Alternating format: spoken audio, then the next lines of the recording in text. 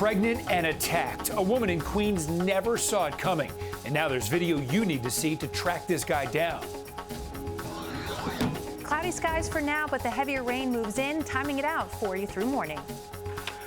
And New York Live is with the woman-owned restaurant shaking up the business. This is News 4 Now for April 5th. I'm Adam Cooperstein. And right now, the NYPD is investigating 2 crimes against women. In one case, it turned deadly. And in another case, a pregnant woman was attacked. All of it happening out of nowhere. Police put out this video, and it shows the guy that they're looking for right now. The pregnant woman was just walking down the street when you see the man grab her purse as he throws her to the ground and then takes off. Police say the 26-year-old woman was 14 weeks pregnant when that incident happened last month. She had stomach pain and cuts on her hands after falling on the sidewalk along Liberty Avenue in South Richmond Hill. Then on Monday night in the Bronx, an innocent 61-year-old woman was caught in the crossfire and killed. Police say Juana Esperanza Soriano de Perdomo was walking outside a deli in Fordham Heights on Monday when 2 groups of people got into a gunfight. One shot hit her in the back, and she was pronounced dead at St. Barnabas Hospital. So far, no one has been arrested. Strong wind is believed to have played a factor in a plane that crashed right into someone's front yard in New Jersey. That plane went down Monday afternoon in Manville, not too far from Central Jersey Regional Airport.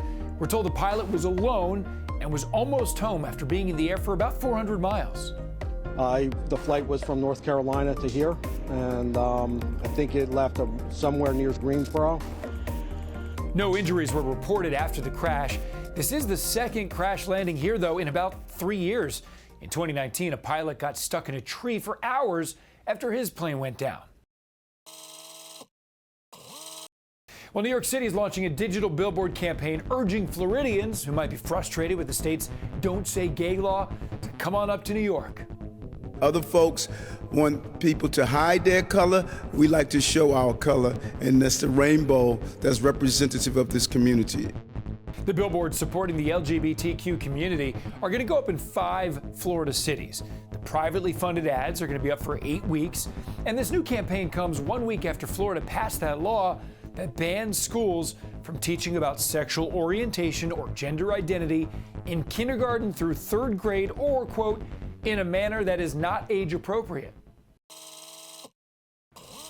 Hi there, I'm Storm Team 4 meteorologist Maria LaRosa. Pretty gray day, but we're going to go from gray to rainy pretty quickly as the evening progresses. Temperatures generally in the upper 40s, and you can see generally showers. By midnight, we're talking more of that steadier, heavier rain, and it's going to be with us through tomorrow morning. So breaking it down hour by hour, mostly dry for the early evening, then you start to see the showers. It's after midnight that we have that shield of heavy rainfall continuing to push in through tomorrow morning. You see the shades of yellow. That's that really heavy rain. It's going to make a mess of the morning commute. On top of that, the winds are going to increase, and not just increase, but increase out of the east, and that is a cold, raw kind of wind. Those gusts 20+ miles per hour at times. While it's raining heavily, it's going to feel pretty terrible outside, with temperatures getting down into the mid and upper 40s, about 47 for the low in the city, mostly 40s north and west for Long Island and down the shore. A cool start to a very cool and damp day.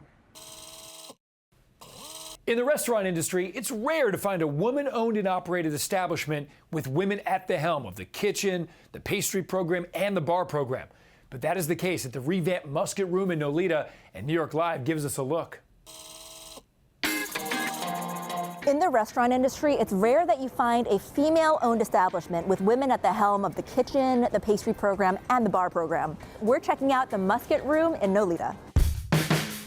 So I just think one of the coolest things about the Musket Room here is that you've had so much success, but what a lot of people may not know is that you are female-owned, the kitchen is run by you, the pastry chef is a woman, and your head bartender is a woman. Yes. What has that been like for you? It's great. I mean, I love the energy around here. I think, you know, in such a male-dominated industry, it's hard to find a great group of women to work alongside, and I feel like we all elevate and support each other and just continue to make each other better at what we do.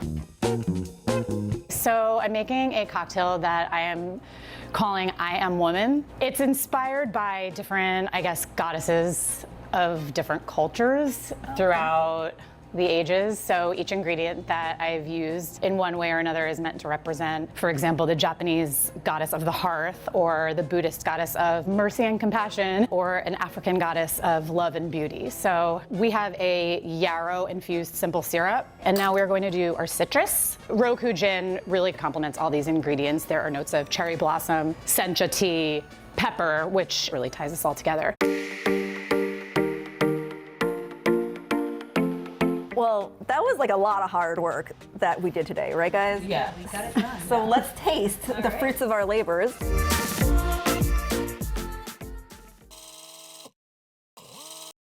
Shocking racist and sexist recordings first revealed in legal papers allegedly involve a New Jersey town's mayor and former police chief.